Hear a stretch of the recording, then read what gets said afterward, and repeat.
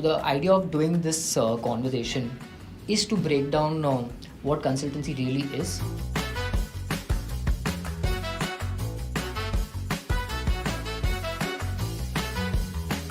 What kind of compensation can you actually expect in the world of consultancy? I've seen 30 to 55.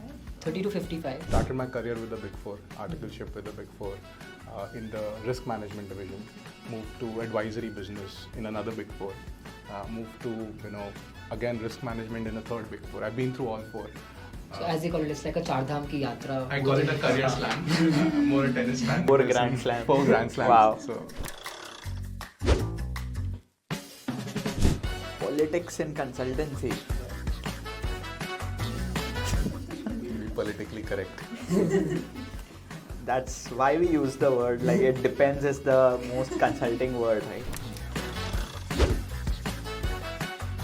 At least in today's world, it's very difficult to get into something like a BCG, especially if you are from Mumbai, because they usually prefer either MBAs or IITs, right? You should be able to grasp it and understand stuff, and that's what matters the most. I think the most challenging part about consulting is getting in. With Gen Zs, and I work with a lot of Gen Zs, they have started looking at it from this perspective, saying, what is the work-life balance we have? Can we get out of the work premise sooner? Can we get out of the work premise, when we want? Over here, they are very upfront about it, right? Like they don't care about it. If you're not on the same page, they will choose to leave the job, then do the job. Right? Affairs. Is it a thing? This is what, if you read Reddit posts, you read Glassdoor posts, you will see that, a lot of people that travel together, stay together, work together, end up together. Don't catch me. If this comes on YouTube, don't need to have comments on this. But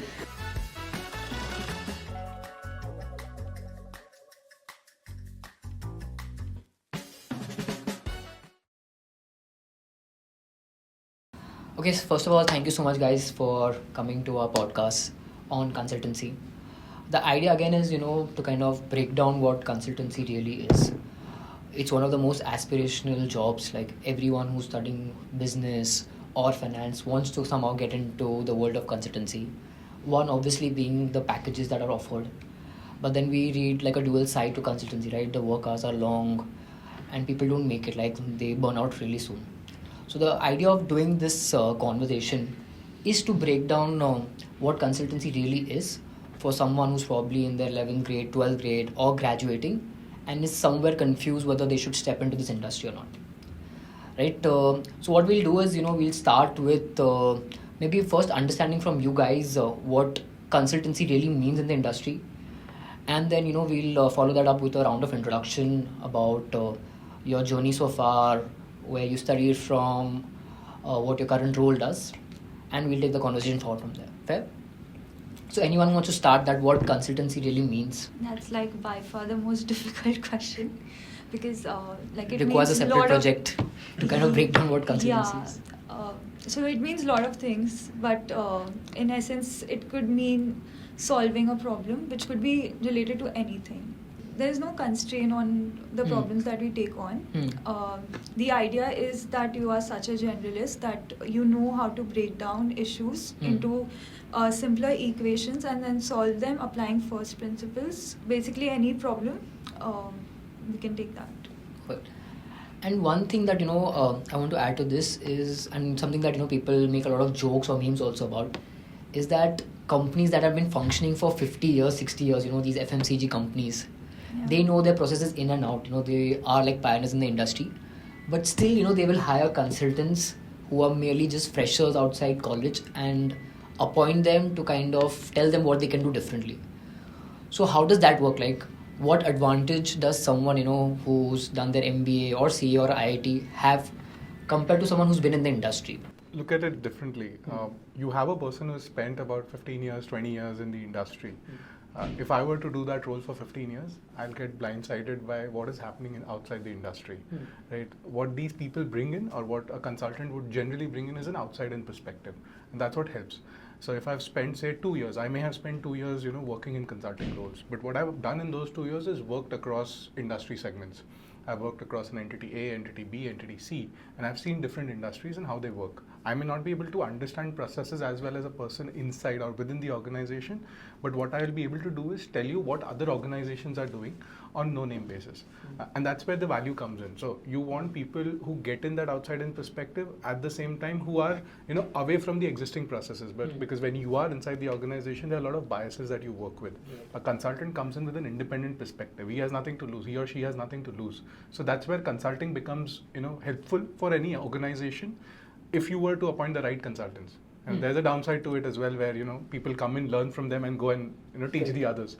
But there's always a pro and con that will happen with every kind of work that you do. So it's basically to kind of get an outsider perspective of solving an issue. Yes.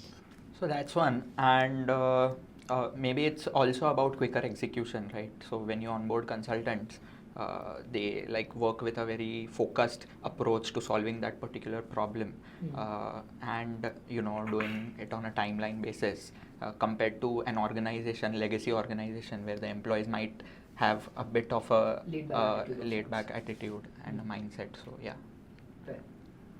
So this is good. I think we understand that consultancy is something that can help solve an issue. It could be an operational level of issue. It could be something related to marketing, something related to P&L. And that's where consultants add value in terms of deciding what would be the right strategy. Yeah, so I'll probably add on to this. When someone asks me what is consulting, and I've faced this question multiple times in the last 7, 8 years, 10 years that I've spent, I only tell them one thing, that when you need something specific to be addressed, you consult someone. You consult a person, you consult someone who's outside your, circle, the circle that you work with. So, consulting is similar. Entities, and it came into being, if you go back in time, it came into being with the thought process that you don't necessarily have to look at everything from your own organization, or you don't need to look at new aspects to be implemented by your own organization. You get specialists to implement it. Because you have specialists, you have people you can consult. And those consultants were advisors, and it started with the perspective of being, experienced folks who started advisory business or who started advising organizations and people. It eventually built or became a separate service line that all these tier 1, tier 2 consulting firms actually start giving. So the idea of consulting initially was, specific people giving consulting or advisory services because they were that experienced in the industry. And eventually it became, a tier 1, tier 2 consulting organization that started, using this as a standard process or standard practice. That's how consulting evolved, and that's the perspective that people should have in mind if they were to, look to start their careers in consulting. It's not about, learning from the organization. It's not about the money. You come across as a person who can add value. That's one. You come across as a person who can actually give the entity whom you're advising or whom you're working with more perspective than what they already have. That's what consultants do. So this is good. Let's start with a round of introductions. So I would want you to kind of also mention where you grew up. Also, maybe if you remember your 10 score, 12 score. Idea again is, to kind of break down that what kind of academic profile also you need, because when you start, you don't have enough experience, right? So what kind of academic profile also helps breaking into the industry, and anything else that you'd like to add, that has shaped your career so far. Anyone wants to go first? Hi, I'm Shikhar. Born in Gujarat, brought up in Mumbai. Scored 94 in 10th state board. Joined HR college. Scored 92 in 12th. Post that, I decided to take up CA. Passed out CA in 2019. Fortunately got some All India ranks. So along I think the Shikhar way. has been an ranker at all 3 levels, if I'm right. Yeah. So yeah, and from there, sorry. Yeah, so 2019 became a CA, worked in investment banking for a couple of years. Which firm, if I may ask? SBI Capital Markets. Okay. It was more on the debt side of investment banking. Post which I decided to pursue MBA as I wanted to move into consulting. Got an MBA from IIM Ahmedabad, 21 to 23 batch, and yeah, working at one of the largest consulting firms right now. So we'll definitely come back on the IIM A journey and how you crack that entire part. Maybe Parth. My name is Parth. I did my graduation from Mumbai, born and raised in Bombay. I don't remember my 10 scores, but it was somewhere around 80s. Not as smart as you all are, but managed to scrape through. Qualified my CA in 2014. Post that, I pursued my FRM from US. I'm a financial risk manager from CARP US. I've completed my company secretary. I've completed a few years of law. that's what I've done in terms of academics. When it comes to working, I started my career with the Big Four, articleship with the Big Four in the risk management division. Moved to advisory business in another Big Four. Moved to again risk management in a third Big Four. I've been through all four. So as they call it, it's like a Char Dham ki yatra. I call it a career slam. More a tennis fan than a godly 4 person. Grand Slams. 4 Grand Slams. Wow. So completed, and I'm on the second round of my 4 Grand Slams. So been through all 4 Big Fours. In between, I moved to an international bank based out of again Bombay. So that's about me. How about you? I'm Vrinda and I grew up in Mumbai. I scored 94% in my 10th standard from ICC board, and I joined NM pursuing commerce for my 11th, 12th. In 12th, I scored 91%. Post that, I pursued bachelor's in commerce along with chartered accountancy. In 2016, I cleared my CA examinations and transitioned into financial services consulting. This was with Deloitte for a short while, and post that I switched to EY.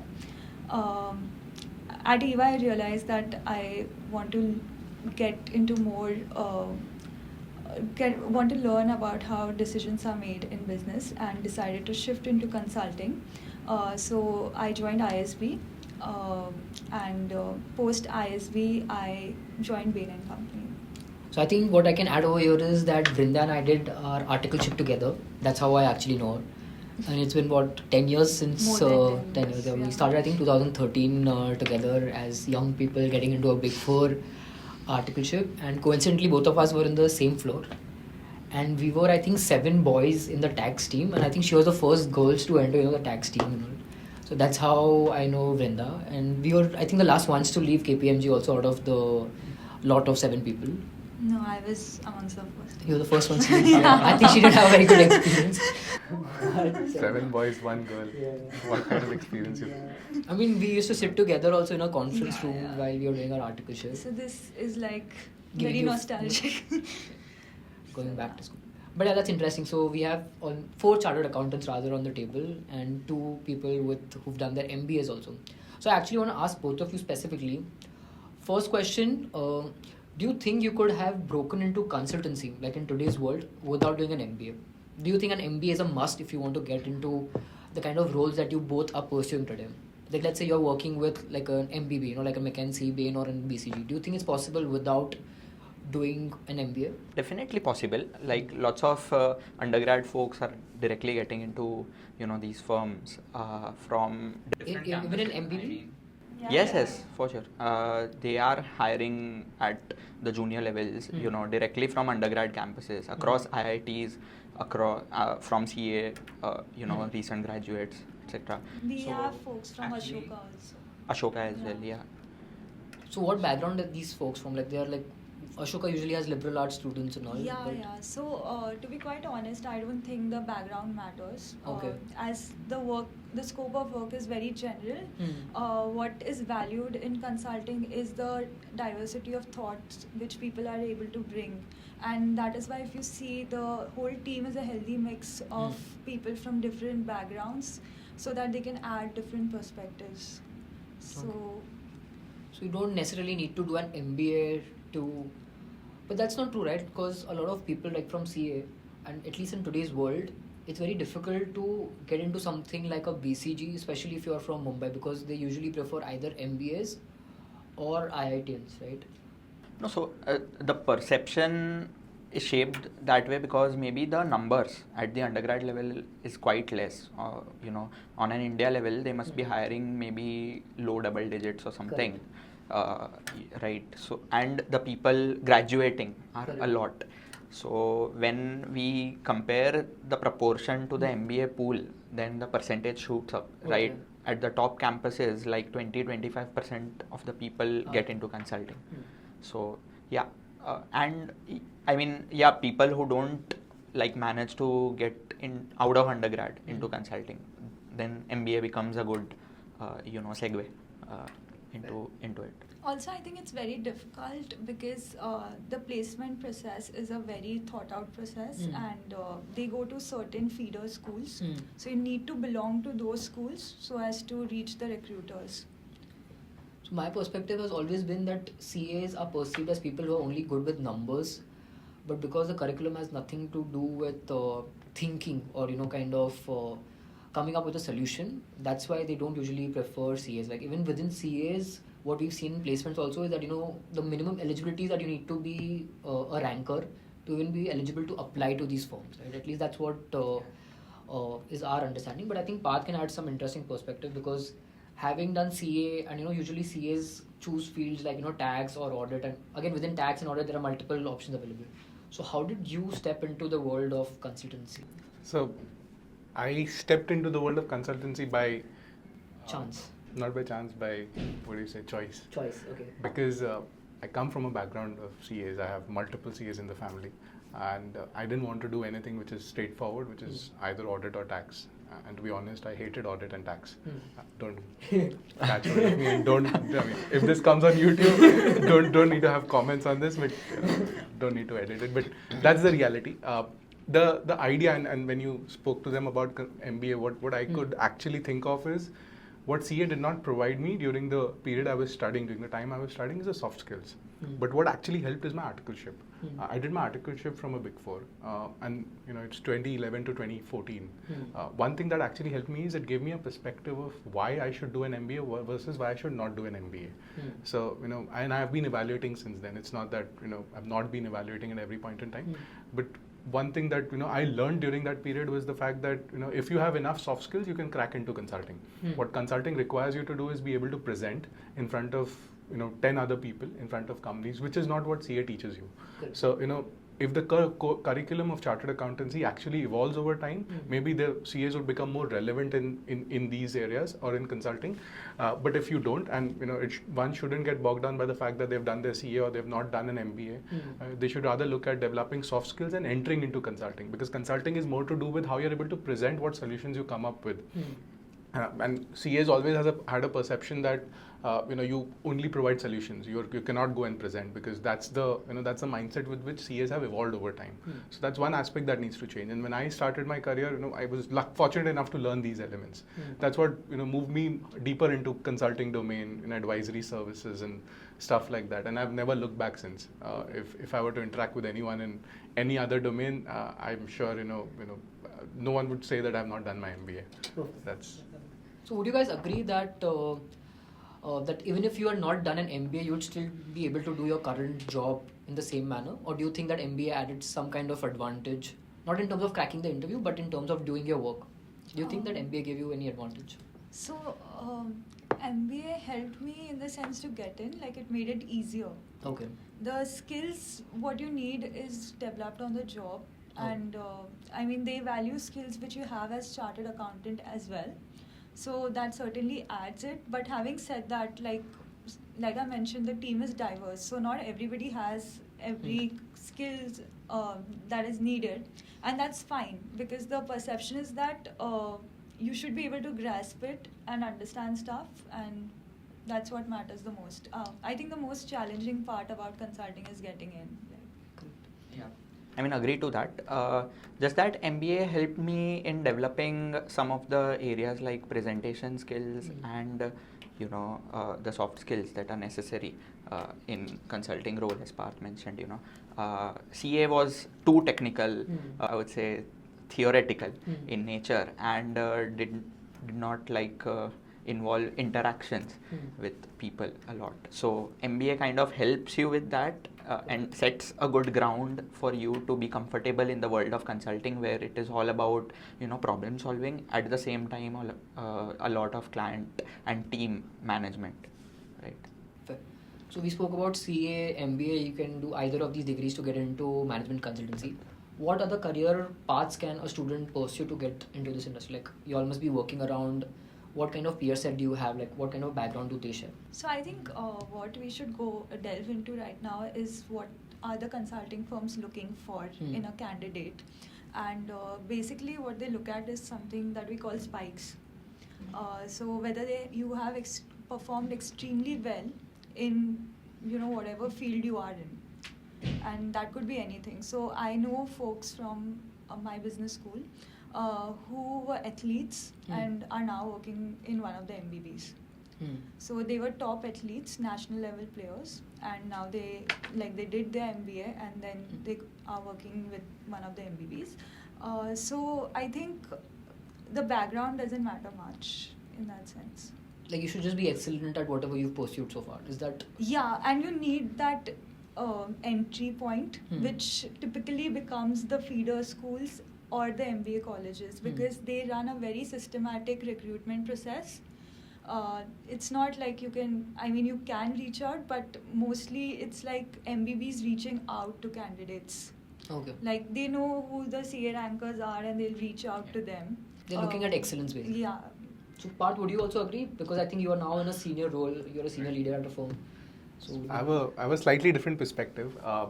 Gone are the days where you just look at only soft skills, and we are moving into an environment which is data centric. We're moving into an environment which is tech centric. So the perspective that people have, they don't care about what school you come from and what background you come from. At least that's the way we operate. But if you have the relevant skill sets, if you're able to churn data, if you're able to look at probably technology in a little better manner, you would be able to excel. And this is more to do with, are you able to do your normal work at the same time crunch data and understand data elements? Because that's the next big thing. If you read any article today, they talk about data being the next oil. That's because you're taking decisions based on data sets.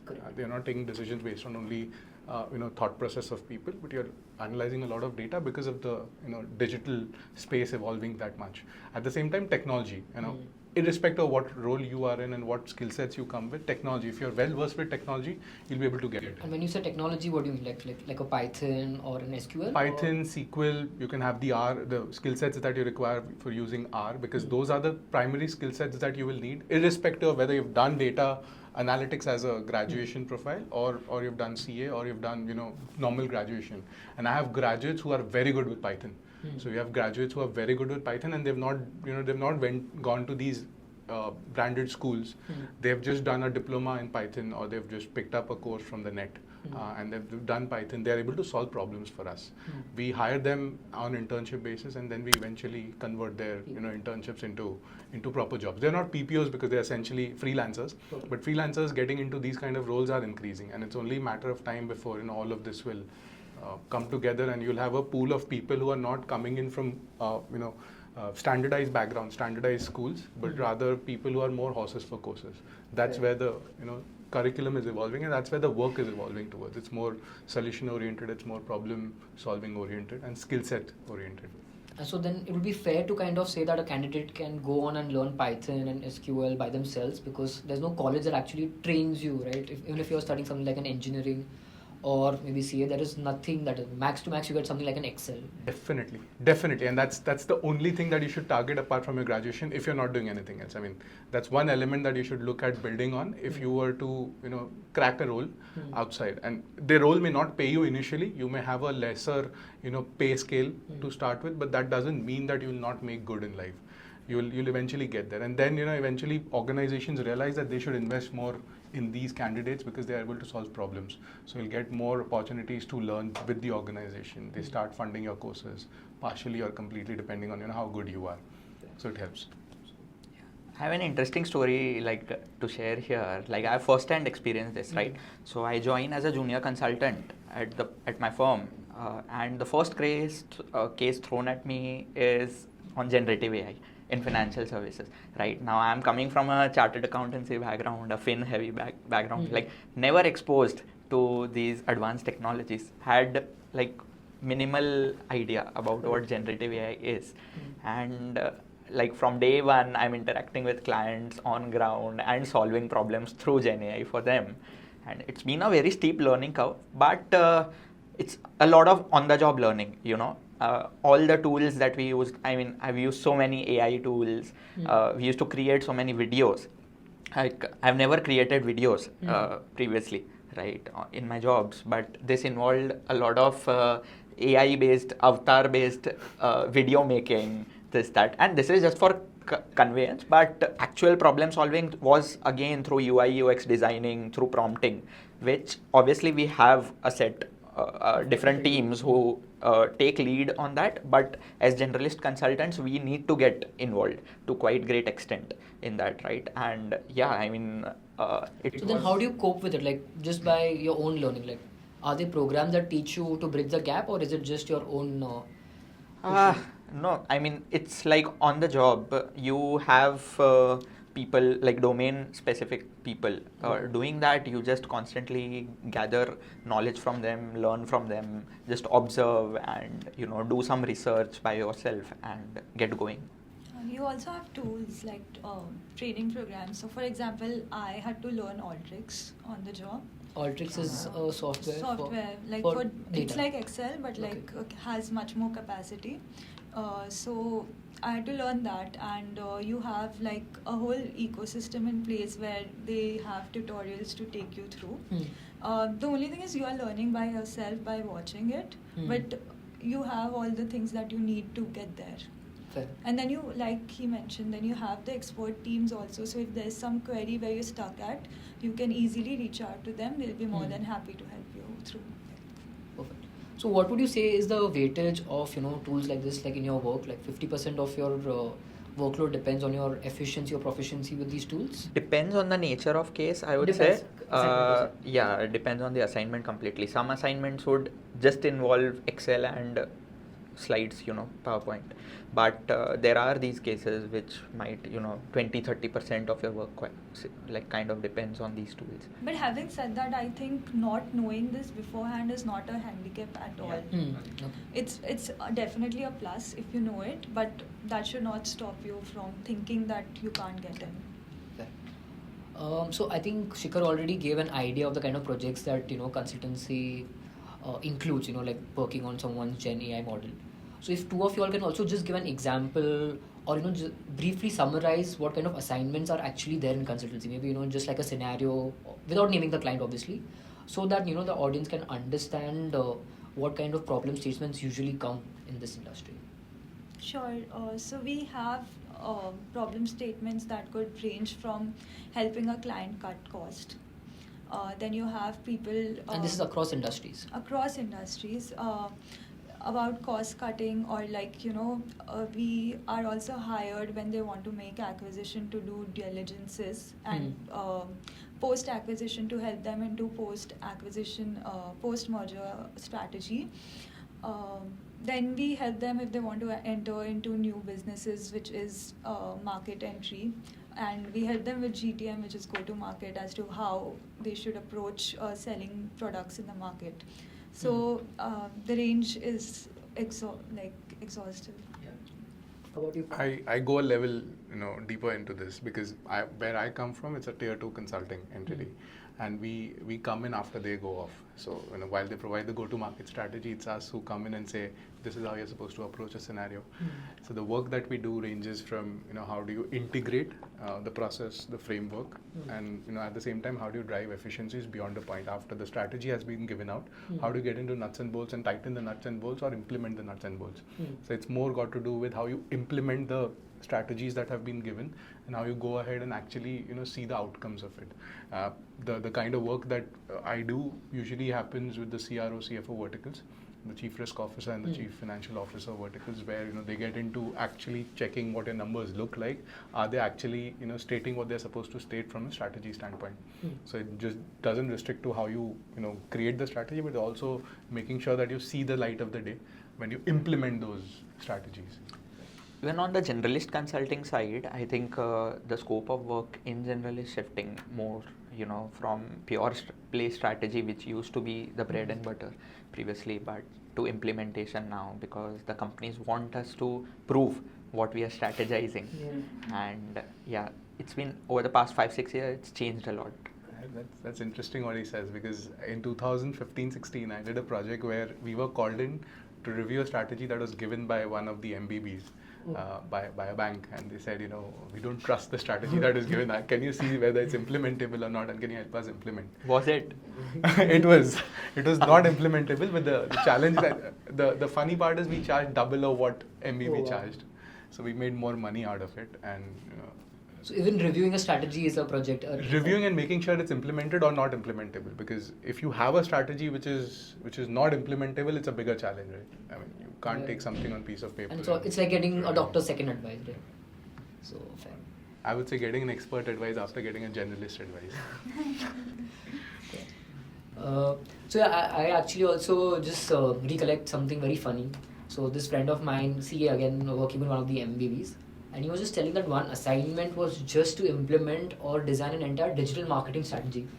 And I was like, what is a chartered accountant doing in the world of digital marketing? But they were like, there are these FMCG companies that actually want to understand the presence, and they have this entire detailed report of, what the peer set is doing, what is going right, what kind of comments they have, and that is the kind of value that they added in this digital marketing project. So quite interesting to know the kind of range of projects that one can expect once they are in this industry. So you have to be open to all kinds of challenges. Right? But one element that actually stands out is the fact that all these tier 1 consulting firms have exposed clients to a thought process of looking at strategy differently. Gone are the days when strategies are driven only by promoters or the shareholders or the board. They also look at getting these MBBs to give them a perspective. So that's one thing that you got to commend them for. MBBs have actually gotten that perspective where you need to get those strategies, and implementable, not implementable is a secondary question. You at least expose the organizations to having those strategies in place and think in that direction, which is much larger than what they could think of possibly in the normal scheme of things. So that's one thing that you got to commend them for. And going back to the point where you were saying that what would be the contribution of a chartered accountant in a digital marketing project. So basically what I realized that as a consultant, none of us remember our previous roles. What those roles have helped us is to give a signal that we have certain level of rigor and we represent a certain pedigree. And post that, you can just, it's all about how fast you can grasp things and how deeply and fundamentally you can understand stuff. Correct. So that kind of attitude change is one of the biggest, learnings from my consulting stint. So let me just actually rephrase the question that I asked both of you earlier. So do you think you would still be a good consultant if you only did your MBA and not your CA? That's a good one. Because it's one of the hot topics, right? Everyone is kind of questioning CA versus MBA, and currently somewhere MBAs are being paid more, at least at fresher level. So there's always a confusion that is it worth struggling through 5 years of CA, or should someone directly move to an MBA if the packages are going to remain the same? So what would you guys add to that?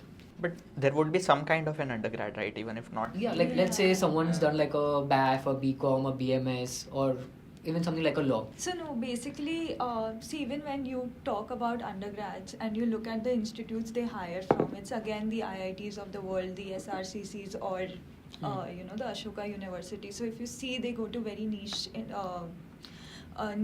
universities, and CA is one professional course which is well known for its rigor. That is why it is one of the courses where they want to come and recruit people. So no matter what you do, again, the underlying fact that they want to look at is excellence. Fair. And I think that kind of justifies why metallurgical engineers are kind of recruited into consultancy, because they understand numbers, they've proved their excellence, by cracking a tough exam like a JEE, getting into engineering in the top tier institutes. I know doctors as well who are in Doctors? consulting, like MBBS. I mean, friends on campus. He was a batchmate of mine. Was practicing doctor before getting into an MBA. Wanted to kind of come on the business side of things. Obviously, healthcare focused consulting. But yeah, that was something like he was passionate about, and then got into consulting. Yeah. So one of my very dear colleague was a lawyer.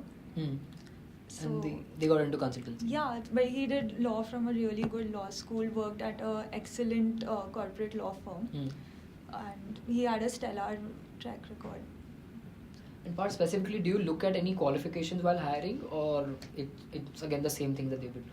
I don't look at qualifications while hiring. While the funnel that we have from our HR standpoint is usually chartered accountants, But one aspect that we've always told them is don't look at CA as a necessary qualification. It's a good to have qualification. If a person has a go-getter attitude, the person has an attitude that is where the person is willing to learn, you should go ahead and evaluate that person from a perspective that whether we can fit the person into a particular role. So currently the mix of the team that I'm also leading is evolving. It used to be 90% CAs, 10% others. It's now become 50-50. Eventually I see this going to 80% non-CAs, 20% CAs. It's more got to do with what kind of skill sets you actually need on the job and what kind of skill set people are able to build on the job, rather than just having one qualification as a required skill set. So having established like a roadmap to getting into consultancy, let's talk about something that people are most interested in. What kind of compensation can you actually expect in the world of consultancy? Like what could be the fresher salaries for maybe like tier 1 consultancy firms like an MBB versus what can one expect in a big 4 firm? So at an undergrad level, I think you start with 20 something. So undergrad is without any MBA or whether Yeah. 15 to 20. Okay, 15 to 20, and post MBA it's 30 plus. It depends on which firm you're joining and at what position. Yeah. So 30 to, and what would the range be, like 30 to 35 as a fresher? I've seen 30 to 55. 30 to 55, right out of MBA Yeah. at the age of 26, 27. Yeah, but That's like cool, it depends on what previous work experience you have. Like at ISB, you have people who are very experienced. So generally they go at a higher position, and that's why the variable in pay. I actually also want to cover the placement experience, but maybe in our next segment. Yeah, sorry. Yeah, sure. No, so broadly those are the ranges for a fresher consultant from either undergrad or postgrad. And what attracts people towards consulting from a compensation standpoint is also growth in your pay, right? I mean, growth is pretty quick and good. Basically, typically the tier 1 consulting firms have annual level changes and 2 yearly kind of promotions. So what is the start designation called? Associate consultant or consultant? It differs firm to firm, but yeah, it's like an associate consultant or something, junior consultant. Associate consultant is making somewhere 30 to 35 lakhs per annum. And then what is the hierarchy? No, the associate consultant who joins from undergrad makes around 15 to 20, Okay. maybe. The junior consultants who join from MBA kind of make 30 to 45, 50-ish. Okay. And then post that, what are the designations or hierarchy in the system? So post that, typically you will have senior associate consultants and consultants who are 1 to 2 years into the firm. Post that, you have managers who are 4 years into the firm and kind of lead the entire project. From manager, then you kind of get promoted to associate partner and partner level, where the main role is about acquiring and retaining clients. Oh, you slash that by 50%. Slash that by 50%. 50%. That's the That's the difference. delta. So I think they are recovering the 50% fees through the salaries. But one thing to add, Big Fours don't have a flatter structure. They have a pyramid structure now. So there are much more levels, much more designations. You typically as a graduate would start at the age of 20, 21, as compared to a fresher MBA would start at around 23, 24. By the time you reach the age of 23, 24, and if you've continued to work in a Big Four, you would be making around the same money that a fresher from an MBA would, provided you're performing well. So it's not a simple math to do a 50% slashing. But if you're performing well, even as a graduate with 3 years of experience, you reach a reasonable level in a Big Four. And then eventually the growth happens like the MBBs. The Big Fours also give you growth every 2 years, at max 3 years, depending on how well performing you are. One element that comes to mind is the fact that in a Big Four you would still be open to do an MBA. So you can eventually go and do an MBA at a later point, and that will give you the jump that you would need. Correct. So it's about the leap. Where do you want to take the leap? Do you want to take the leap earlier in your career, or do you want to take the leap maybe 5 years down the line? And then depending on what point you want to take the leap, you would eventually get a higher pay. So it all pays back eventually. One other element is at a higher designation, say a partner level, or probably a designation below partner. the pay almost gets equalized. So partners usually end up making similar amount of money in consulting firms because it's more to do with profit driven. And I'm sure there'll be like a variable portion also. Variable portion is higher because you draw down Higher. profits. Yeah. So it's about how much business you can do versus what profits you draw down as a partner in these will be the tier 1 firms or the tier 2 firms. How would you also kind of rate the work culture, right? Like what are the typical timings that you work? Because we've heard like mix of stories that people are working till 3 in the morning, 5 in the morning. So what would you say your typical working hours are in a week? Yeah, I mean, there's no typical day in consulting, but on a weekly basis, like you can assume 60 to 65 hours is a good week, Okay. an average week for a consultant. Anything below that is great from a sustainability point of view. Anything above 70 is generally considered unsustainable for Mr. Murthy will be disappointed hearing your statement. But, and you would also agree on the... Yeah, I kind of agree, but there are, like, again, it differs from firms to firm. Like, it has more to do with the culture they want to promote. There are some firms which have a policy of not working over weekends, whereas others encourage and expect people to do it. Again, it's like very dependent on the firm, and also within the firm very dependent on the type of project you're doing, because if the project duration is short or like it is a project which needs a faster turnover, then the kind of work that you're expected to put in is far more than comparatively a spread out chilled project. So actually I have a theory and I never got the answer to this. I tried discussing this with my HR also back then. So my logic was that instead of paying 40 lakhs to 3 people, why can't you pay 30 lakhs to 4 people so that the workload is balanced and the 4 people are more productive. They don't have to work those long hours, and I'm sure they'll also be happy taking that 30 lakhs with a lesser workload compared to 40 lakhs with not having their weekends for their family time or for their social interactions. Any perspective, any thoughts on this? Maybe that's true, but not sure if they'll get the people they want at 30 lakhs. So they just want to focus on quality rather than quantity. It is a lot to do with the quality, because one of the USPs that we bring on board is that when you're hiring consultants, you're expecting people to come in and give inputs and the top 1%. The top 1%. How would you say the culture is in a Big Four consulting setup? In a Big Four consulting setup, the hours are not, the median hours or the average hours are not as high as probably an MBB. But again, they would range. They will have peaks and troughs throughout.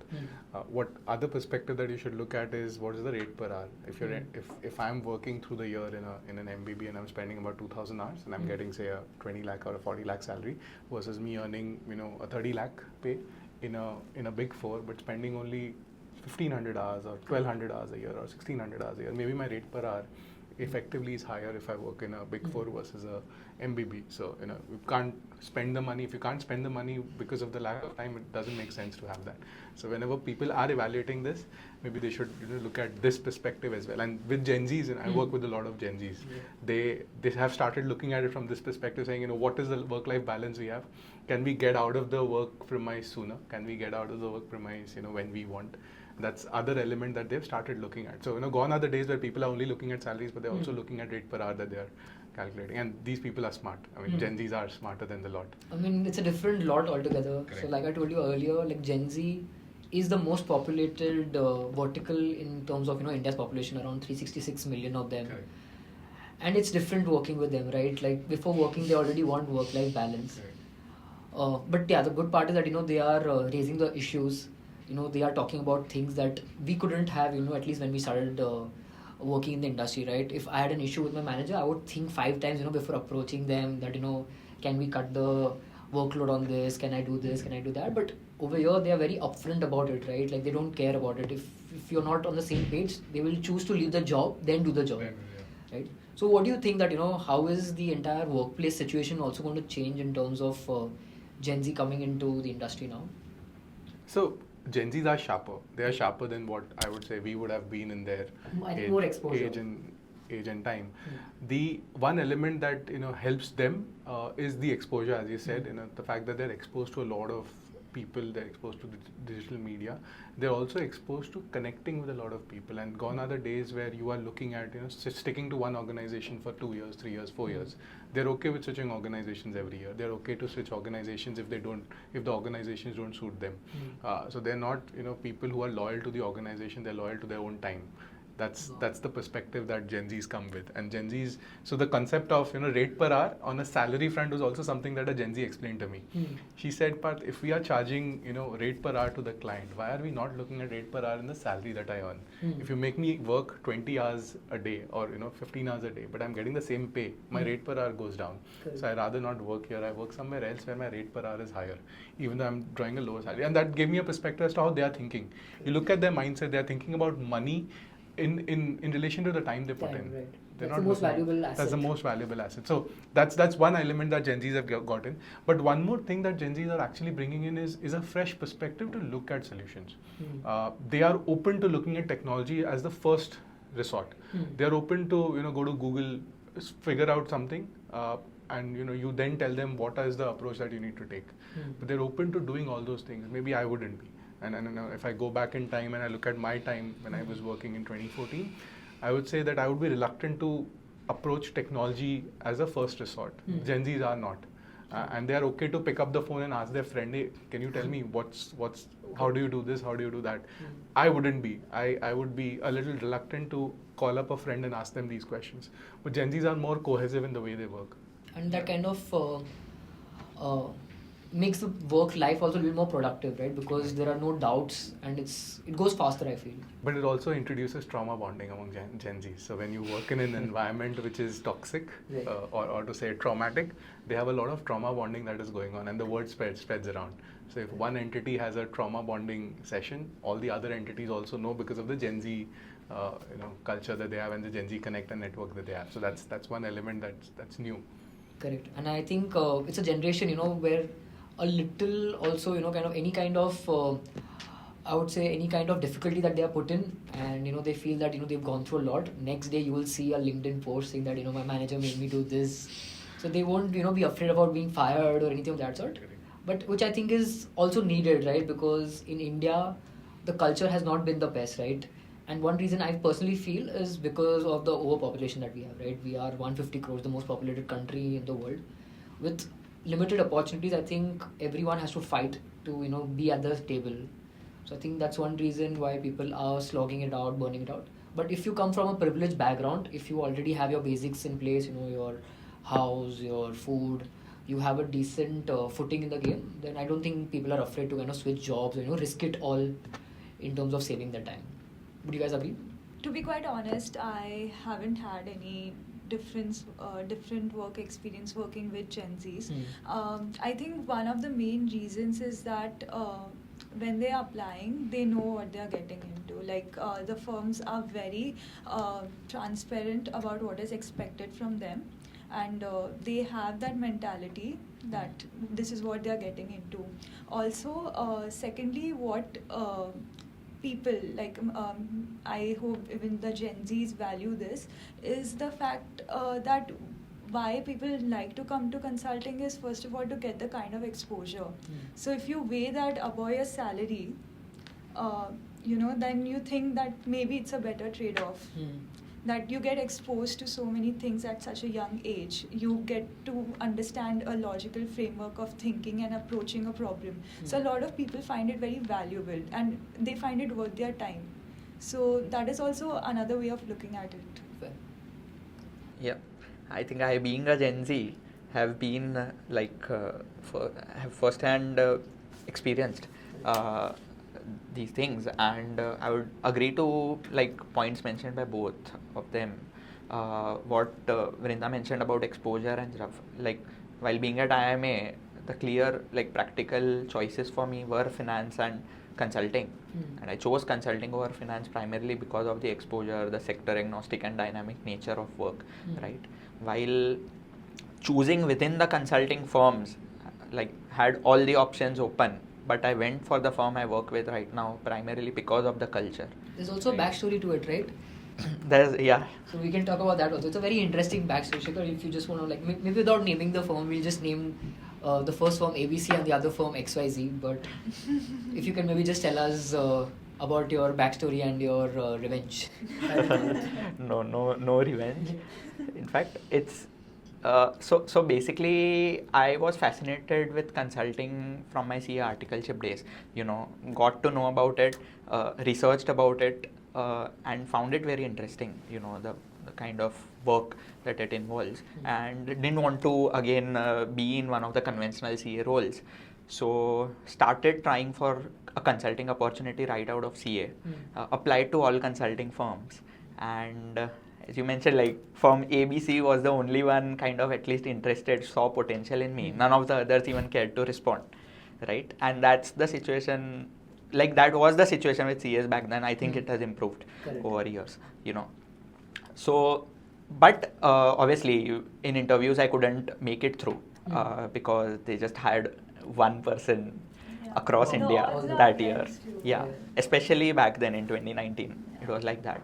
So yeah, then I decided to pursue MBA with a mindset of getting into consulting. Now 2 months into IIM A, suddenly all the firms see potential in me. All of them are behind me. All of them are kind of ready to give me soft offers, and that was the first time I experienced the demand supply thing working in the non-conventional direction, in my favor. So that was really great. And that's when, when all the firms were chasing me, that's when I kind of thought that I should go with the firm that saw potential in me back then, when I did not have an IIM A tag on me, And obviously culture is the second important point that I gave importance to. So the culture also depends like firm to firm? Yes. Yeah, differs quite a lot. I mean, there are these things, right? No weekend work policy. So basically, if you have that ingrained in the team's this thing, work ethic, the entire work planning will happen accordingly, right? People will have a mindset of pushing through the weekdays and not disturbing you over the weekends. While, as Vrinda mentioned, some firms do encourage it and consider it normal, working on weekends. So that's one. Then there are a lot of things like firms also have this weekly case feedback things where you basically rate the entire case from a case experience learning as well as a sustainability viewpoint, that if you're liking it, if you're learning a lot of things, if it is if the hours are sustainable, not sustainable, which gets flagged in case things are not working out. Like these are anonymized feedback forms, and the scores kind of get collated. So over here, you're giving feedback to the project or to your manager who's managing the project? So the feedback is primarily for the leadership team of the case, right? Partners and managers, in the way the project is going. So, okay.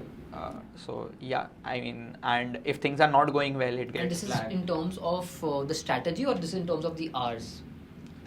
This is in terms of both. I mean, learning wise as well. Like, do you think this will contribute to the client? Are we, applying right set, or rather, I would say, are we following the toolkit that the strategy toolkit that we are supposed to follow? If you are getting enough direction from the leadership, if the leadership is engaging with you, the junior level consultants or not, etc. And then there's this sustainability angle as well, where are the working hours reasonable enough or more?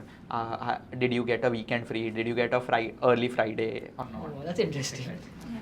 So basically, just to check if things are sustainable and if people are enjoying their experience, and to get inputs on how they could make it better if these things are not being happening. And I've seen once these get flagged, like there are weekly discussions that happen on this, where partners also get involved in the discussion, and then we mend our ways. If something is not going well for the team, they truly mend the ways in the way the team functions and the case proceeds. Yeah. Any different perspective to this? I come from a big four, so big fours have a very people-centric attitude. While my work hours are not comparable because I happen to be a workaholic, but if I look at it from another perspective, we have, every 3 months we have a Flexi Friday, where Fridays are given off. We have, twice a year, they have other days when they are given off, depending on the peak intros that you have during the year. different service lines, different perspectives, but those are there. Then there are timely offs for birthdays or any event that you have in your family. You can take those flexi offs. So there are these policies already ingrained, and that they exist. From a culture perspective, while the culture is to have reasonable working hours, and we have constant tracking of people leaving beyond a particular time in the day, where we give entries, where the security takes the entries, they call up, and if there's a consistent period where people have not taken time off, there's a consistent email that will go to your supervisor. So those policies already are there and have been there for last 5-6 years. So to that extent, people are more, the organizations and Big Fours are more people-centric. But the other perspective is also the fact that the culture, to an extent, is driven by what kind of managers and bosses you deal with. So it's more boss or people-centric in terms of who's the leader, who's the team lead. If the team lead thinks that you don't need to work over the weekend, you won't. If the team lead has a habit of working over the weekend, you would end up working over the weekend. So it depends on who's leading your team. It's never the firm, it's the team that matters. Yeah. And how has your role transitioned, because I think you come with the most years of experience. So how has your role transitioned, from a fresher to a consultant to now at a senior leader level? So I started my career as an article in a Big Four, and in those days I couldn't look at time. I never looked at the watch. There was not a single day that I reached home the same calendar date. The date used to always change, and I knew the train timings in the morning from my office to home. So I could tell you what time the train starts in the morning, but I couldn't tell you what time the train ends. That's the bit that I started my career with, but eventually it became better. If I was to clock about 100 hours, and Narayan Murthy would be very happy, as he said. During the initial part of my career for the first 3 years, it became better. I started clocking lesser hours as time progressed. In terms of work life, it's become better, but I've maintained the same rigor because of the fact that I like doing what I'm doing. Is it compulsory? The answer is no. I could do lesser hours, but it's purely out of the fact that I enjoy doing what I'm doing. In terms of the quality of work has improved. It was more about learning what organizations are doing. I started my career with looking at processes, understanding organizations. Eventually moved into a role where I was interacting with CXOs and understanding their challenges.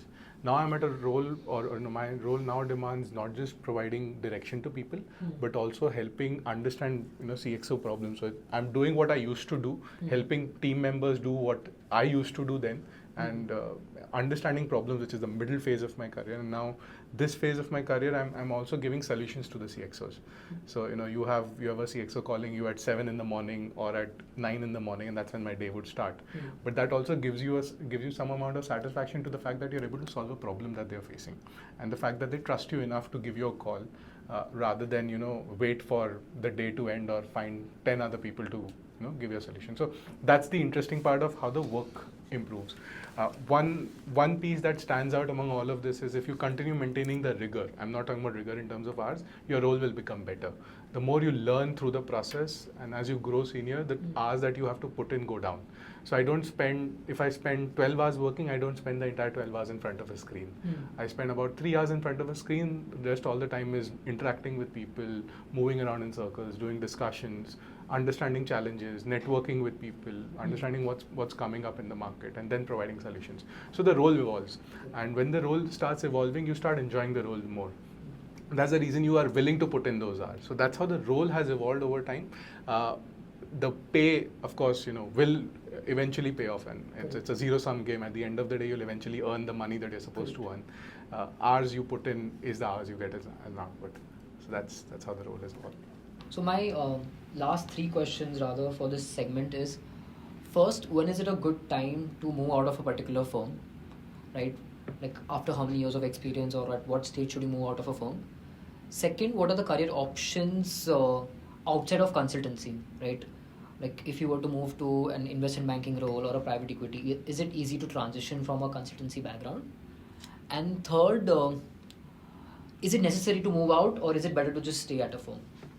So for the first question, when do we move out? I think not constraining it to consulting only. I think the best time to move out is when you see that there's no growth in any role that you have. So, and growth can be in both in terms of number as well as learning. Yeah. I personally would emphasize learning at a younger age because that is more valuable. You can make up for the money as you grow up. like as you grow up the ladder. Having said that, money is also important, guys. But I think that is the time when you should know that okay, you can go out for better growth opportunities. Your second question was? What are the other roles that are available outside of consultancy from the current experience of consultancy? So actually there are a broad number of exits, and that is what makes consulting a very popular career choice. Like the joke around is like, if you're confused, why don't you do consulting?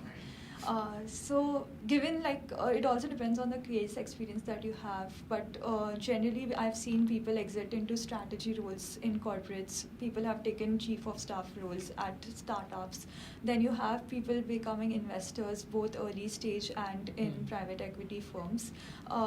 So yeah, like broad range of career options are available to you after consulting. Anything that you would like to add? No, so on the exits front, I think people tend to leave more in the initial years at the 2 or 4 year mark. Once you are more into the system, scene gets a bit difficult for people to move. Maybe because you have been a generalist for the first 4 or 5 years, and then you might look out for opportunities that are more domain specific, and it makes difficult. It becomes difficult for you to get into those, right? But in the initial years, it's relatively easy. I also read somewhere that because you are hired at such a high pay scale, like when you're hired at 30 lakhs, 35 lakhs, it becomes very difficult for you to find roles offering the same package. And because you're already earning that, you may not be comfortable taking a pay cut. So that is also one of the hindrances where people either choose to stay in consultancy or not to get into it at all.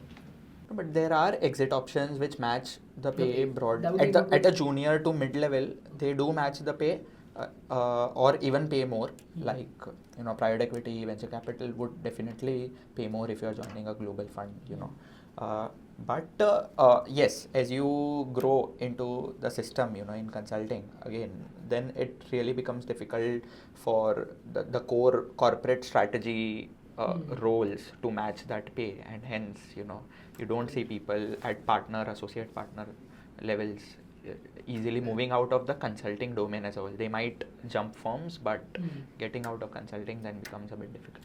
I would like to add one point here is that a lot of our partners are like practice leaders and they know specifics of industry. So that also kind of helps them. There are fewer exits compared to lower level, but if you see a lot of people take up leadership positions in companies at the CXO levels. Sure. So that makes sense. Yeah.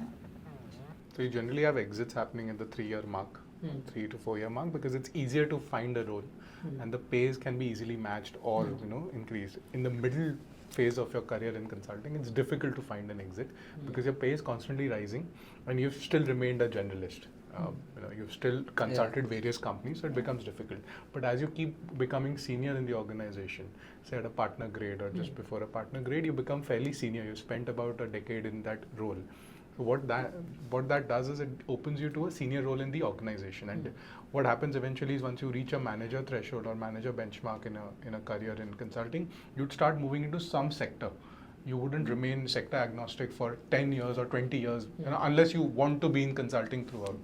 But you start moving towards the sector. Once you start moving towards the sector and spend about 3 to 4 years in a particular sector, you become relevant for that sector. So at a partner grade or just before a partner grade, you will start getting senior roles in the organization. So if you were to summarize it at a lower level, at probably a 3 year mark, you have an exit available and there are various options as they said. At a senior level, you have options. At a middle level, which is between a 4 year mark to a 12 year mark, so to say 10 year mark, it becomes difficult to find a role which is meaningful and which gives you enough pay.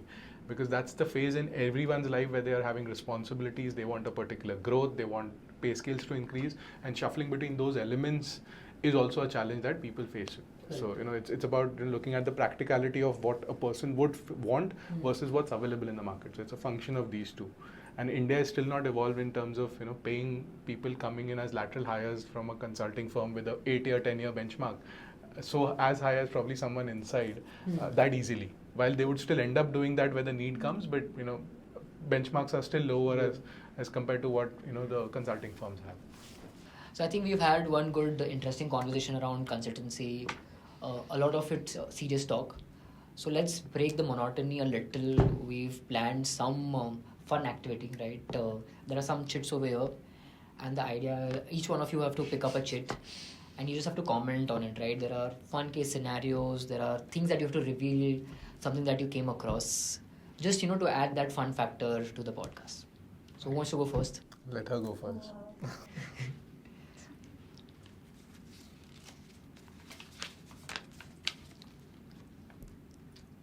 Reveal one secret about your colleague. Yeah, like something that. Could it be an ex-colleague? Yeah, ex-colleague is also okay. So you know whom I'm referring to. I think I do. Yeah, so Rahil used to watch. The podcast is not about me. Rahil used to watch Suits during his time at office during his articleship. But when I was not working, mention that. Obviously, when you're watching Suits, you're not working, right, guys? It was the other way around. I was an article of taking a break. So that was one added advantage of. Next time, better But question. Tell us something about consultancy colleagues also, no? Well, KPMG is also considered. She wouldn't want to reveal that on camera, right? That's fine. Pata chal jayega. Yeah. Right. Okay, Shikhar, you want to go next? Sure. I'm It's in worried red. about the questions that are coming in. Politics in consultancy. Yeah. Be politically correct. That's why we use the word, like it depends is the most consulting word, right? The politically correct word. But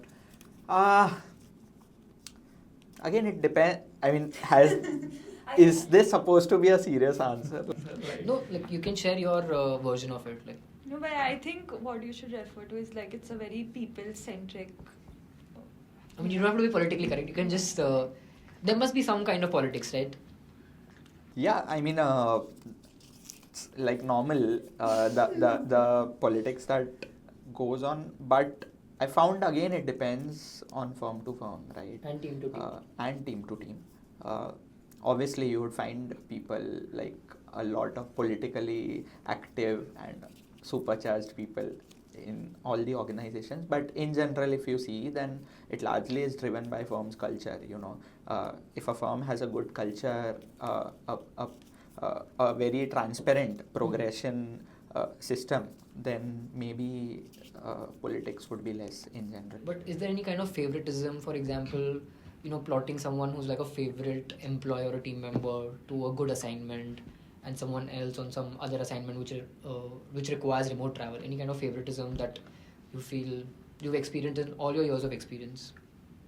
No, so kind of what I've noticed is people definitely tend to prefer working with people they have worked with previously, and have had a good experience.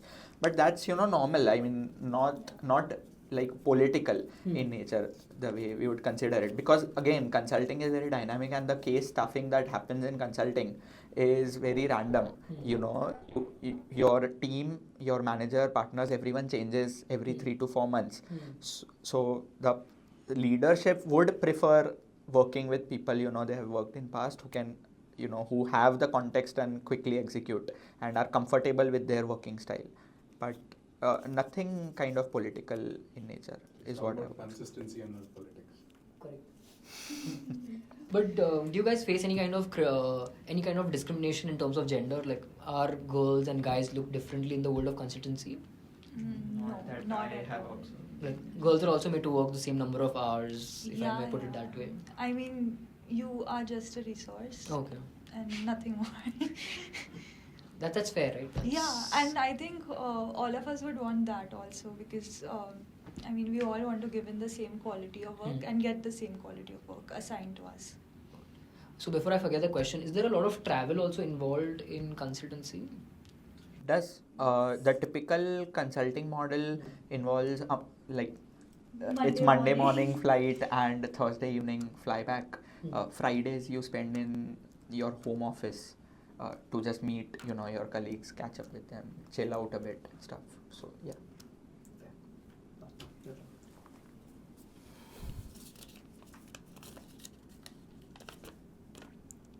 Stay in one company or switch often? I think it's gone to the right person. That means you looked up my LinkedIn. No, that means I heard your introduction. Correct. So I've spent 13 years working. I've been through 6 companies. I've switched organizations every 2 years. So if you ask me, staying in one place leads to stagnancy is what I believe. And beyond the point, if you get too comfortable in an organization, you start becoming complacent. So staying in one organization is definitely a no-no. But moving organizations too frequently is also a no-no. How long has it been since your last stint? Last stint ended in December 2023. And since then, I took a break for a couple of months and then I joined my current organization. I think we have some more questions, so we can do one more round. Okay. You pick up the one which is not too red. It's not red. He's gonna come to one of your only. It's a longer statement to give an answer to. Yeah, they're like, how do you convince your client that you know everything when you know nothing? I'm sure. Oh, I think the clients are already convinced, and that is why they have us on board. But apart from that, we do not work in isolation with them. We involve them, we take their knowledge, and we kind of try to merge it with the outside perspectives and the industry best practices. So I think they're pretty much convinced. Or you find clients good enough to understand that you don't know but still trust you. I don't think like our clients are stupid, if I may say that. Yeah, because they also understand that they are Yeah. maybe 50, 60 years old and they ki ye kal ka launda, like, I mean, let's rephrase that. No, but here what I would like to say is that how you should look at consulting teams is that you have an ecosystem at your disposal. So it's true that the younger folks would be the one who would be doing the research and carrying on the day-to-day work, but we get inputs from partners and also from experts around the world. So basically all the consulting firms has these network of individuals who have been excellent in some field. So we reach out to them and get them on board and get directions and guidance from them. And that's how we shape our opinion. The red one. Choice. What should I read? Consulting involves traveling for a long duration. Affairs. I mean, is it a thing? This is what, if you read Reddit posts, you read Glassdoor posts, you will see that, a lot of people that travel together, stay together, work together, end up together. Have kids together. Have kids together. But I'm not married, so is that a thing in consulting? I am an example. Okay. Oh, then you should take this. So I met my wife in KPMG when I was working there, and we started dating, got married. Now I have a kid. So that's. But is it a thing like in consultancy that people that typically work together? So I haven't experienced this firsthand, like not myself, haven't seen it within the case teams I have worked with, but have heard stories, from friends. I mean, colleagues sometimes end up being partners and stuff. So yeah. But I think it's not just a consulting thing. It's just a function of spending time together. Consultancy more because you have like the liberty to travel together also, right? Yeah, but those travels are very exhausting, hectic. So It's not as easy as it appears to. If given an option, you might not prefer to travel. you would prefer sleeping over socializing at times. Okay, so now we'll do the last question. People offer consultancy as it helps pay off loans quickly. Yes, it does, because you don't have enough time to spend the money you earn. That's what we can expect from a senior That leader. one's for you, Politically Daniel. correct. I mean, I will just read it out and maybe No, why don't you redirect take it?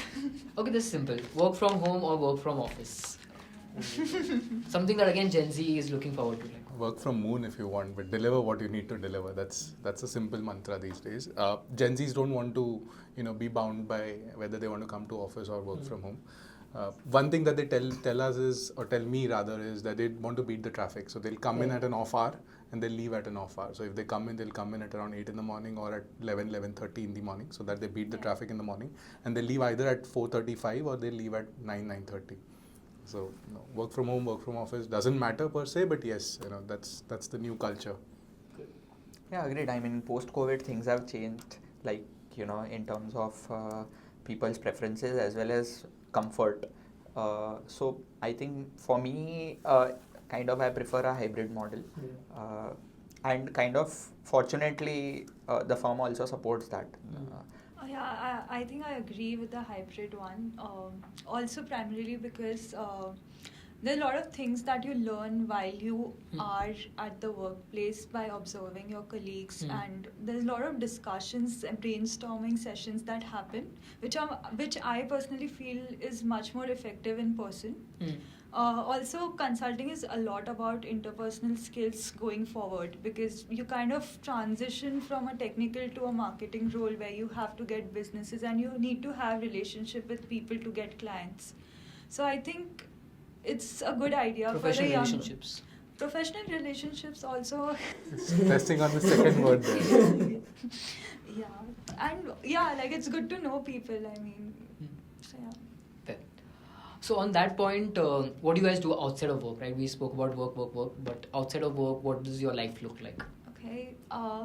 First of all, do you all get enough time for yourself and your family and your social commitments, or is it too hectic? You do get time. The only thing that you have to be mindful is that you can't plan for anything on weekdays, because in my firm we are very particular about having the weekends clear.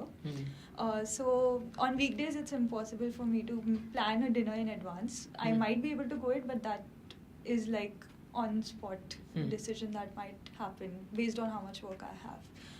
Having said that, there are a lot of policies which are in place to enable you to pursue your passions, especially when you're working digitally and you're at home. We have a system where we are allowed to have 1 hour off, which is a digital time off, and I used to utilize it to go to the gym. So that kind of flexibility was provided to me. After that, the weekends are free. I would usually play a sport, practice meditation, and go out, hang out with friends, shop. You have enough time. What about you guys? I think kind of similar. Can't plan anything on a weekday.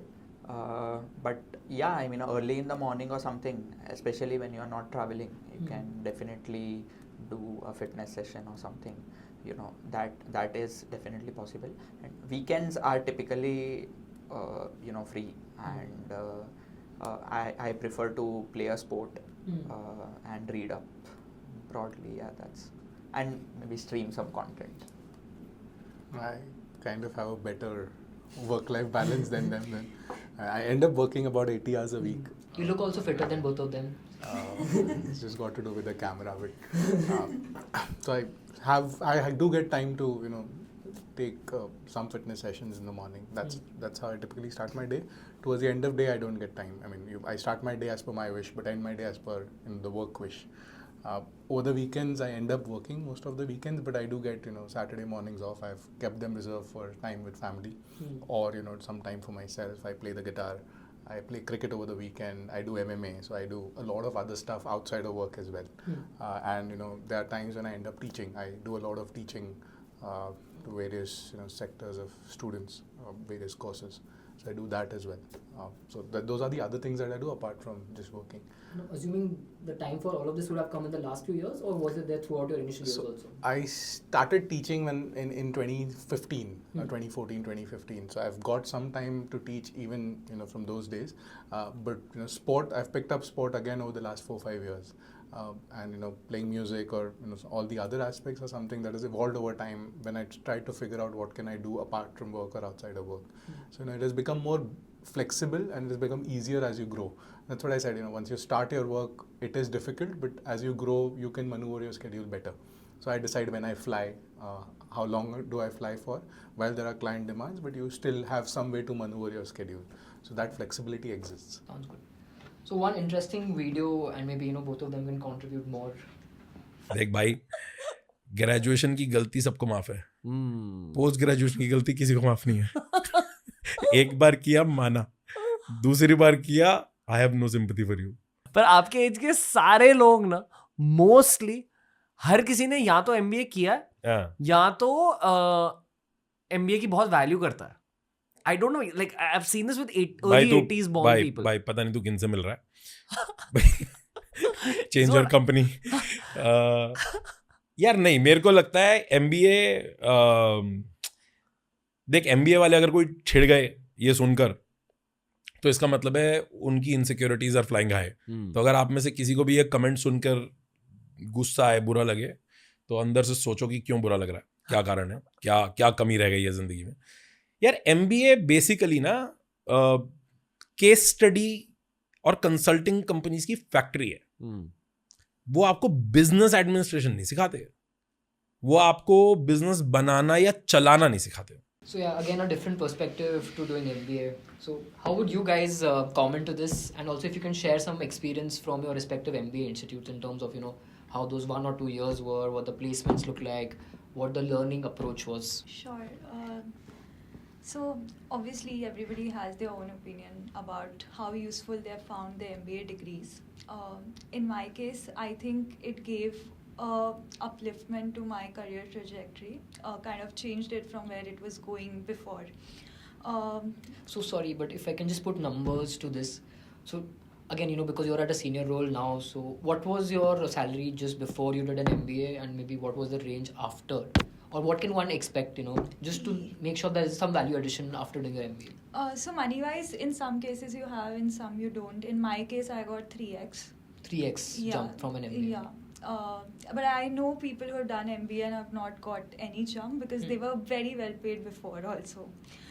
So, I mean, there are different objectives for which people do MBA. In my case, I wanted to get into consulting, and ISB has a very good consulting placement. Shikhar, how about you? So, I must say, personally for me, MBA did help, as I mentioned, in developing some soft skills and getting that network, which CA doesn't help us build, That's a good point. Yeah, but he is also partially true, I would say, in terms of, core skill sets to build a business or something. I don't think you need an MBA for that. Maybe consulting is a good pathway into it, or getting a good network, or basically access to people is what drives businesses, in my opinion. And if an MBA helps you do that, not necessarily from a curriculum perspective, but from an entire program structure perspective, I think it's a good enough return on investment. No, I also like the fact that you get exposure to different fields which you didn't because you specialized in one course before that. Like if you are a commerce student, you might not have done subjects like organizational efficiency or something like that. So, it's a good exposure to learn things, and also MBA is like built around the concept of business. So how different factors help into making a business more efficient, whether be it marketing or something else. You get a good perspective which helps you make better decisions. Otherwise, I think as a chartered accountant, I would have just looked at financials in isolation without knowing what was driving decisions or what could be the long-term strategy impact. So you would rate your ISB experience as worth it? Like Absolutely, I enjoyed it a lot. How about you? Yeah, I think it was a good break from the entire corporate monotony. So I actually want you to, we've already spoken on this separately, but if you can also highlight the entire placement process, because that is something that is very foreign to CA. Like they have a very unique placement process, and they start the day they join. So I think Shikhar, if you can just cover that segment also. Sure. So it's very interesting. Like that's the most intense period that you experience when you are at a on campus. Basically, the entire prep for placement, and this is basically I'm talking about summer placements. A 2-year MBA program would involve a summer internship at the when you end the first year, and then comes final placements at the end of second year. But the summer placement thing is like 3-4 months into your MBA in the first year itself, and kind of the process starts from day one, especially at IIM A. That's what I experienced. you get into the program, and from the first week itself you know start making your CV, and for 1.5 long month you are just iterating on your CV, you know, refining it, reviewing with your seniors. And I never put in so much effort on my CV previously. And as a CA, you're not even aware about, you know, what should go, what should not go into CV. And I think not a lot of importance is given to it. So MBA teaches you that thing, you know, how to sell yourself in a way, you know. So yeah, kind of 1.5 month you work on that. Then starts the core placement process, where, you know, you start applying to firms and you start getting the shortlists. People track shortlists, like who's getting what and who are you competing with, etc., etc. Once you have shortlists in place, and now I'll maybe focus on consulting specifically. So once you get the shortlists, again, it's like 1.5 month or so before day 0 of placements. And it's a very comprehensive and detailed process, right? Once you have shortlists in place, you kind of start your case prep. Case prep is basically the way consulting interviews work are, there must be around 3 to 4 rounds of case interviews where the interviewer would throw a business problem at you, which could be anything under the sun, and you just need to structurally solve it there, right? So the case prep kind of involves a lot of effort, in the sense that for that 1.5 long period, you kind of do 3 to 4 cases a day with your batchmates, with your seniors. How do you prepare for it? But like, do you have any study material or? Yeah, there are a lot of resources in the market. You know, there's these books written by case experts who are ex-consultants, Victor Cheng and a couple of more, which are kind of basic ones. And then there's this Case Interviews Cracked book, which I really liked. It's by an ex-IIT Bombay guy who was in consulting. So yeah, I referred those. But yeah, basically that's the starting ground for you to understand about case prep. And then you kind of practice cases by giving a case to your batchmate and then taking. Do you want to give us a quick example of what a case problem could look like? Yeah, so on the case front, again, there are a variety of cases that, you know, can be thrown at you. It could be a guesstimate, could be a profitability case, market entry, growth, etc. If I just have to give you an example of a guesstimate, one of the random questions that came across was like, assume that every dog on this planet has different number of hairs on their body. Then tell me, like, estimate the number of dogs on the planet. Oh wow. And how do you go around solving this? So again, these are very unconventional cases, right, where there is no right answer. So the way of solving it is try to structurally think about the problem to the extent possible, right? So in this particular case, maybe the way you look at it is, you know, the assumption that is given is a hint that every dog has different number of hairs, hair on their body. So the way you can go about it is, basically I need to know the surface area or something, you know, on a dog's body, and then estimate the number of hairs each dog might have. So maybe a newly born dog has, let's say, 0 to 1 hair to start with, and the largest, sized dog on the planet, we estimate kind of the overall surface area and, you know, hair per square meter or something, and then you get the range and you solve the problem that way. So, assuming they are trying to understand how you think, right? What all parameters do you think? Okay. Sorry, so you're talking about 3 to 4 rounds of interview for case study. Yeah, so that's broadly the typical consulting case interview setup. For that, you do a lot of prep, you know, 3 to 4 cases a day. I must have done like 80 to 100 cases over that 1.5 month. But more interestingly, these consulting firms, all the firms that you have shortlisted from, also assign buddies to you who help you, who are 1 to 3 years into the system, and they help you prepare for this, right? So now I kind of had shortlist from all consulting firms, let's say 6 to 8 firms, and they assign 2 buddies each of them assigns 2 batches. So I have to kind of interact with all of them on a regular basis, being in touch, do cases with them, etc., etc. So almost every day I was interacting with some or the other buddy. So that's something interesting. And these consulting firms at campuses kind of organize informal and formal events as well, right? Where the informal events is more of a marketing this thing, where they just come and tell about their business. But the formal events are quite interesting and kind of evaluative also in nature, where all the partners kind of fly in. They organize a dinner with the shortlisted candidates and partners, where you just interact, learn about their experiences, this, that, and that's where they try to judge you on the softer skills aspect of it, and whether you are interacting enough, this, that, because that's client engagement, team engagement is something very important in consulting. Different experience. Yeah. You had a similar experience at ISB, or? Kind of similar, because all these processes are run by the firms along with the schools.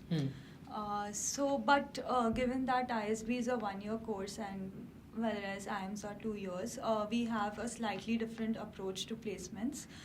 We directly have one placement, which is the final placement, and we kind of start into the CV making process early on, but not as early as the first day. Kind of start in month 2, and it's a very, very long process with multiple iteration. Take 1.5 to 2 months to make 1 page of CV.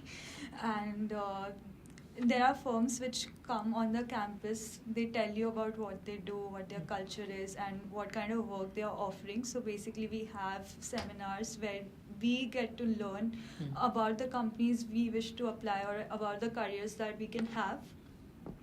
Once that is done, there's a application window which opens up where you can apply to whichever companies you wish to. Consulting firms are generally the ones which come up first, because they have this whole process of training along with the candidate, training the candidate. Once you get the shortlist, you are assigned buddies. And what is generally also suggested is that you make case prep groups within your batchmates amongst yourselves.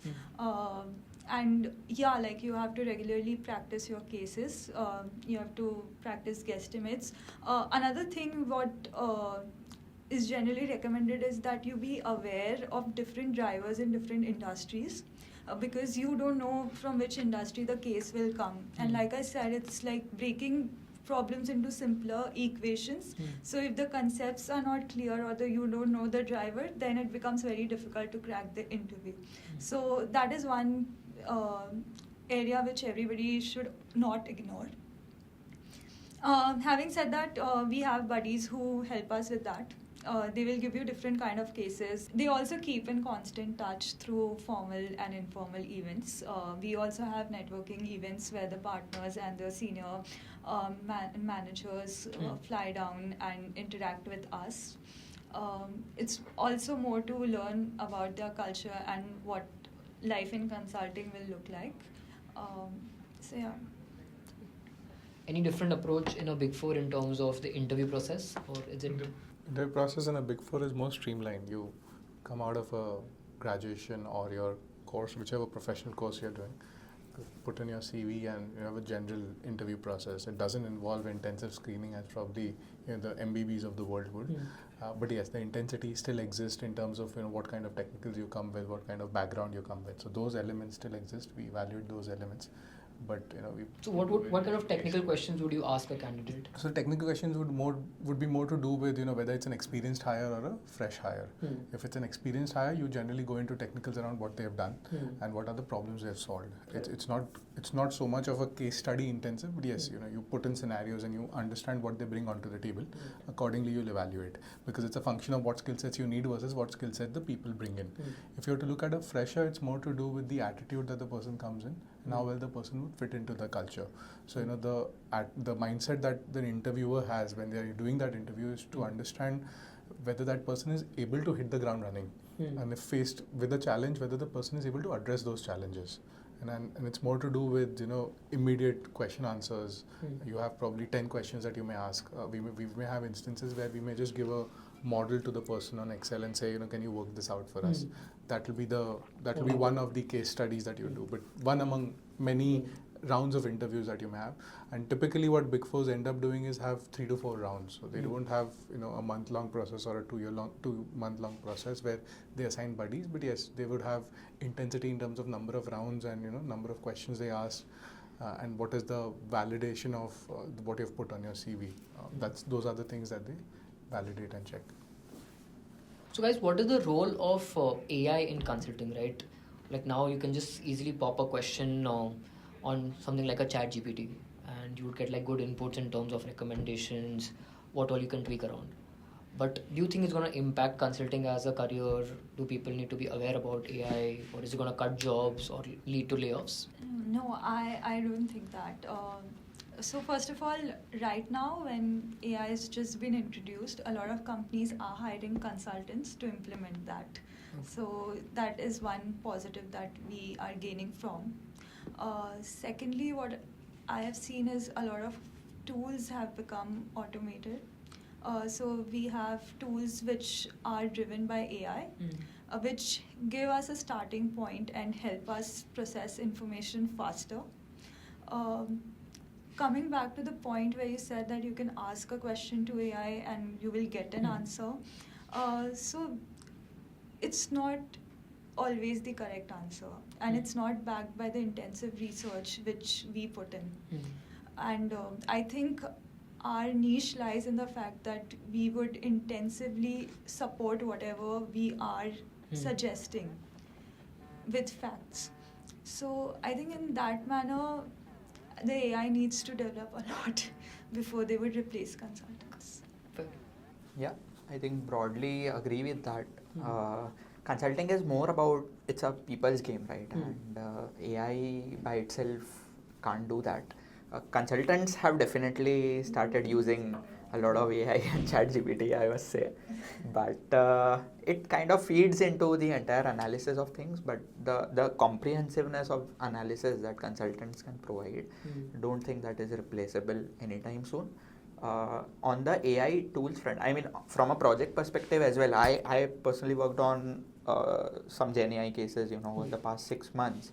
So can definitely say that the shift in the mix of projects is quite fast, and definitely clients want to focus more on tech-led strategies and improvements in their operations, and that's where you'll see the projects coming in more towards the tech side and implementation side of things, and a more kind of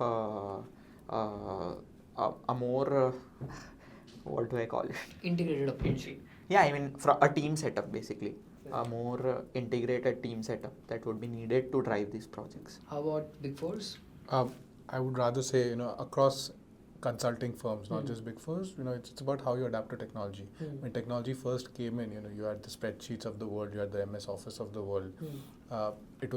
People used to be scared that, they would put people out of jobs, but people got around it. They started integrating those into their regular lives. Even with AI, what would happen eventually is that you'd start integrating that into your life. You'd become used to using this, and that integrated approach will not just improve efficiencies, but it will also help you deliver better. So it's not about whether AI will put you out of business, but it is about how AI will help you do business better or do consulting better.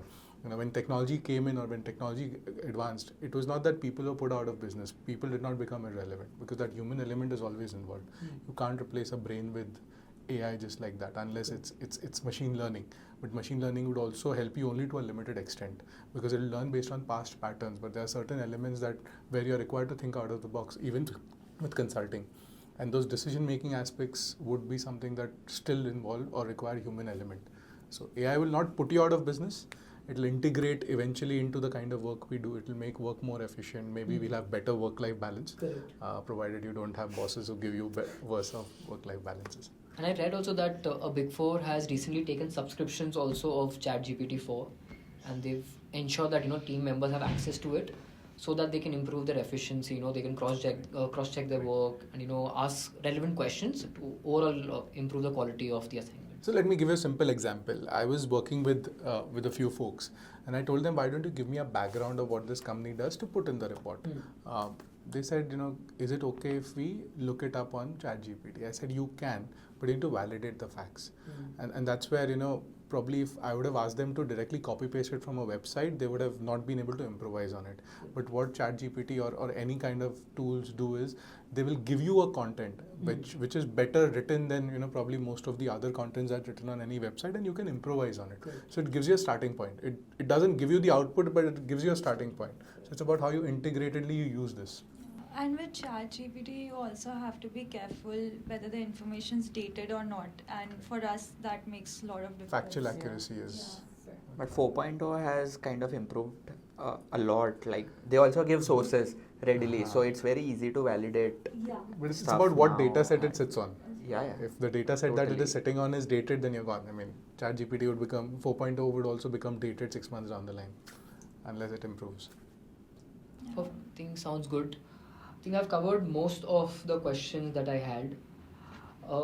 Any last advice that you guys would want to share, to someone, who's contemplating a career in consultancy, based out of your experience? Like, what is that one advice that you'd want to give? I think. Why don't we start with you? You've spent some amount of time in consulting. Let's put you on spot. I have, but I haven't done like hardcore management consultancy. My advice to someone who's starting out is always to be clear of what you want to step into, and that's what we are doing at our platform also. So what we've done at UnOkue Pro is we've created these virtual experience programs. So before you actually step out into let's say management consultancy or an investment banking, or let's say something like a tax, you can actually experience what that vertical looks like, right? So you're very clear about whether you're going to like that work or not. A lot of times people don't have access to these resources. For example, they've just heard that investment banking is super fancy, and their perception on investment banking is that you have to invest in stock market, you have to invest in companies. But that is not what investment banking is, right? Investment banking is you have to help your client raise funds, right? It's more of a selling than any kind of investing. So we've created a platform that gives them the virtual experience program that at your own pace, just do an investment banking task, understand what investment banking is. If you like it, upskill yourself and then apply for the relevant roles. So that's always my advice, that be clear of what you want to achieve, what your target is, and then plan out your journey instead of just being lost into this world. But yeah, coming back to the last advice that you'd like to share with young minds. Like I previously mentioned, it's all about the spikes in consulting, and you can pursue whatever is your passion, but you need to ensure excellency in that. Having said that, just that doesn't get you in. They have a very streamlined recruitment process. There are certain steps they follow, so you need to fit in those criterias. And yeah, I think that would be the advice I want to give people. I would say, like, for consulting specifically and in general also, I mean, to progress in your career, I think mostly it's about relation management, right? And being flexible and being malleable enough to basically build a good rapport with anyone is a skill that would pay off greatly in life, in whatever path you choose. More importantly, in consulting, it's all about team and client management. So try to basically learn these things even from your personal conversations that you are having with your cousins, family, friends. Just try to understand each and every, analyze each and every relation that you have, and what's working, what's not working, how can the things change. I think I have learned it very late in life. I am still learning, but this is extremely critical, I would say. I would just like to add one thing to what he's saying, is that you should be curious. Like, that's very important. You should ask the right questions, is what we tell people who want to come into consulting. So yeah, like, that is a very important skill which will lead you to places. I would just summarize it in a few points. One, to say, don't think too far ahead. Start with what you get into, and at some point start taking pit stops. You don't need to think 5 years down the line what you want to do today. You may think what you want to do 2 years, 3 years down the line, because relevant skills keep changing. We are in an environment which is constantly evolving, so keep an open mind towards those. While these aspects that they mention are relevant, the underlying element that should remain is the fact that you should keep investing in yourself. When you want to start a career in consulting, it's about what you bring to the table at every point in time, and you shouldn't put your attention away from those elements. And what would that mean is you keep investing at every year or maybe every 2 years in yourself, upskill yourself, keep an open mind. Even if it's something as simple as investing in a soft skill, investing in a technical skill, investing in a technology related skill, keep doing that and keep taking a benchmark of where you were versus where you are. 1% progress is better than no progress. Correct. So yeah, that's good, guys. So we've covered what we wanted to, and I think we've gotten some good insights about the world of consultancy. Hopefully the people watching this will now have a better idea of what this industry looks like and how better they can prepare themselves. So thank you so much, guys, for making it. I think it's very difficult to get time from a consultant, especially without them charging us. So thank you so much, guys, and this was definitely worth it. Thanks. Thank you. Pleasure. Thank you Thanks for for having having us. us.